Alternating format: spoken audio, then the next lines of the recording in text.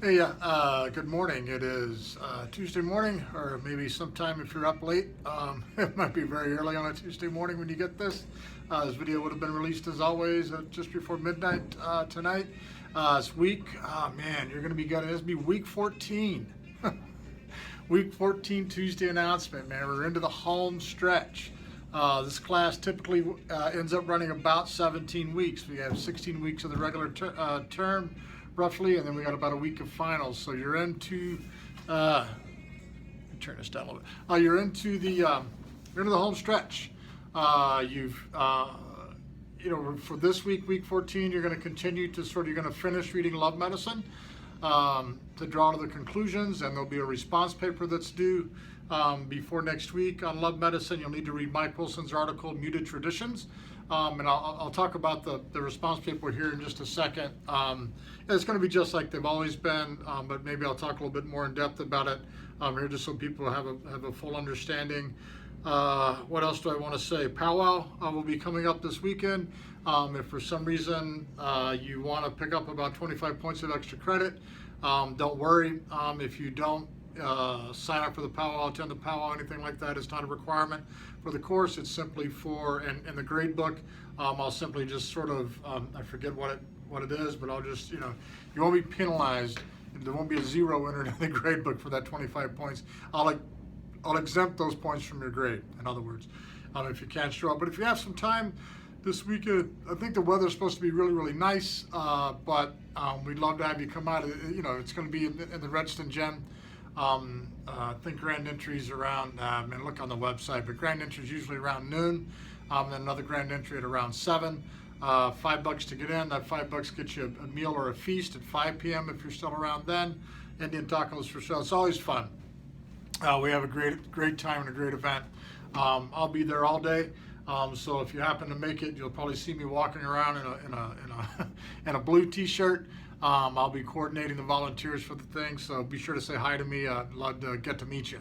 It's not always teaching online. One of the things that I regret the most about teaching online, or that I really miss, is that you don't always get the interaction with students. So come see me on Saturday if you happen to make it out. If not, not that big a deal. There's probably going to be an awful lot of things going on here in town, but we'd love to have you come out.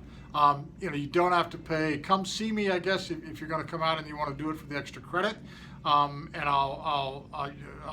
you don't have to pay the $5 unless you want to pay the $5. If you come and find me, let people know that you're here to volunteer, come and see me, or that you're here for my class.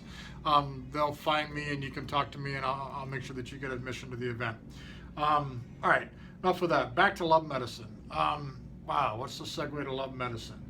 In some ways, this may sound silly, but the book is not a powwow, right? But the book is about coming home. The book is about reestablishing connections to that homeland and that space. Oddly enough, though, and if you disbelieve me, you should probably go back and read David Troyer's Res Life again from the very first weeks of the semester. As common and everyday and as normal as life is on an American Indian reservation, within tribal communities or within reservation communities, as normal as any other human existence is in a small rural community, there is something that is distinctly, I almost want to say that you can feel it physically.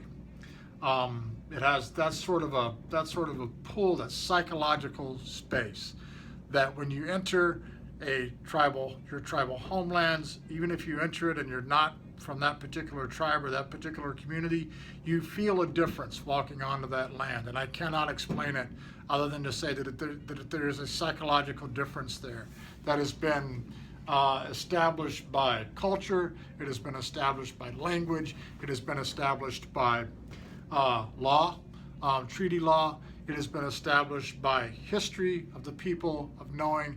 It has been established by the stories that are told there over that time frame.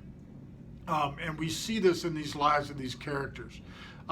Someone I read in the discussion section that it's completely a different world, and it is. And I can't explain it except to say that it's this subliminal, it's this muted sort of space, this muted sort of feeling. And it's a struggle sometimes for people to make that connection. It's also one that people are drawn to that struggle in some ways. But it's not always a struggle. And the other thing that I wanted to say was that, there are spaces, there are relationships within this community that are somewhat unhealthy, right? There are relationships, especially between, I think that, God, I'm having difficulty. King's relationship, now I have to look it up. I'm going to feel bad if I don't get that.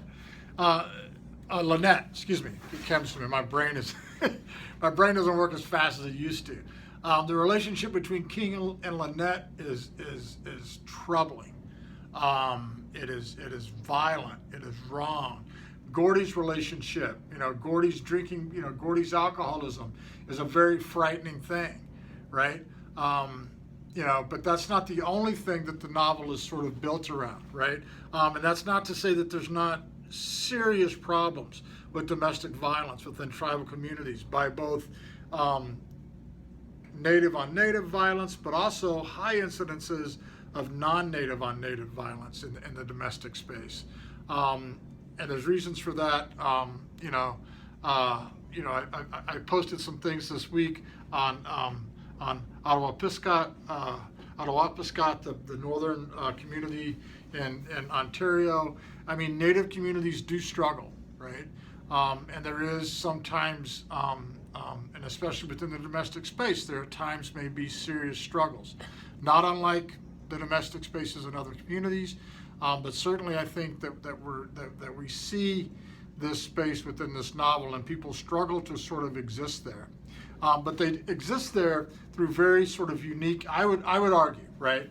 As you read, and you're going to read to the end of this novel, and I don't want to give away the end of the novel, but it seems as though tradition and a means of living, an appropriate means of living, or a balanced means of living, or the means of living that is going to, or the ways of living that are going to ensure the survival of this tribal community are in some ways buried beneath the surface of the stories of the lives of its characters, and that the characters must communicate with each other in order to find out what that story is, or those stories are, and to find the connections between those stories, and that's what holds them together. I think when you look at the character look at characters in terms of their dual nature. Look at characters like Marie and Lulu, opposite ends of the spectrum, yet they somehow or another, and they're connected through nectar, right? But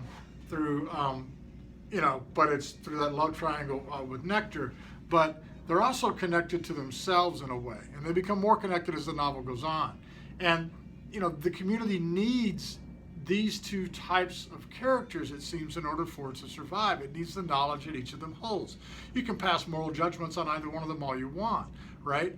But especially Lulu, right? But that would be, I think, to miss the point. I think the point that she lives her life on her own terms. She's an extremely strong female character in this novel, probably one of my most favorite characters in all of American Indian fiction, in that she lives the life that she wants to live, and no one, right? No one will teach her how to live life any differently. And it goes back to how she was, how she was raised, right? It goes back to Nana Bajou or Nana Push, right? It goes back to her uncle Nana Push, right? Those old time, the old traditional ways of being. And so, I have us read that, but so it takes both those characters of Lulu and Marie to sort of form Nectar. It takes the two characters of Nectar and Eagle-Eye living on either sides of the line. Old Grandma rushes Bear sends one to school so that he would allow go back and read the first chapter, right? Sends one to school that he would learn the ways of books and numbers and figures and be able for the tribe to survive in that way. But the tribe also needs to survive with its old ancient knowledge that Eli holds, as Eli is hidden away in the cellar and doesn't go off to boarding school. So when you write your response paper for this week, I'm going to ask you to look at pick two characters in the novel and then one metaphor that sort of that links between them, or some metaphor that works to sort of that they must sort of that works. The metaphor of water, I think, would be one of the first foremost, right? This metaphor of fishing and needing to how tradition is always somewhere just below the surface of the water. Traditionalism is always somewhere just below the surface of the characters' lives, and they must struggle to find that traditionalism in a 20th century existence, right? And I would say the same is true even in a 21st century existence. That's basically what you'll be writing. So as always on the discussion section for this week, you're just going to post your thesis up there and talk about what you're going to write about, and then you'll have the response paper due. After this week, we'll be reading.